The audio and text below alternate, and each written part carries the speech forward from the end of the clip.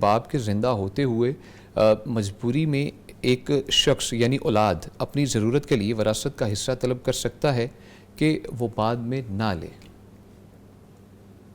انا للہ و انا الیہ راجعون۔ وراثت کسے کہتے ہیں؟ جب باپ ہے یا کوئی اور مورث ہے، اس کی وفات ہو جائے، اس کے بعد اس مال کو وراثت کہتے ہیں۔ وہ ترکہ ہے، وہ وراثت ہے۔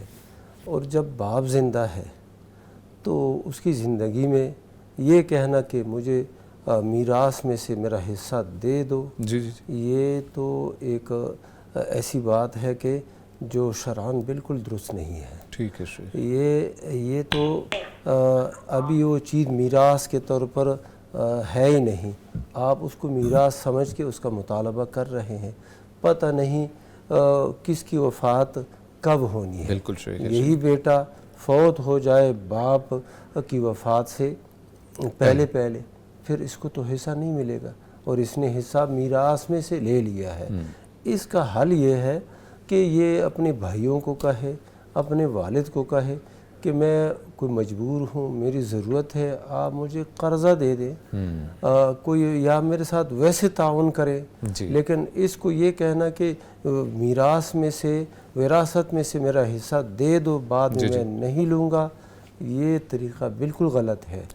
اور اس طریقے نے نا، یعنی اس خیال نے بہت سے نوجوانوں کو، حتیٰ کہ بیٹیوں کو، بیٹوں کو، ان کو گمراہ کر دیا ہے۔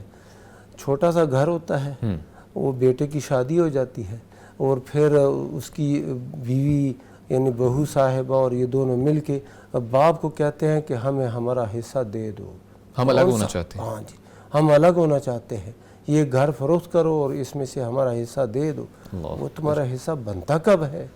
یہ باپ جو ہے اس دنیا سے جائے گا تب ہی تمہارا حصہ بنے گا، جب تک وہ زندہ ہے تمہارا اس گھر میں کوئی حصہ ہے ہی نہیں۔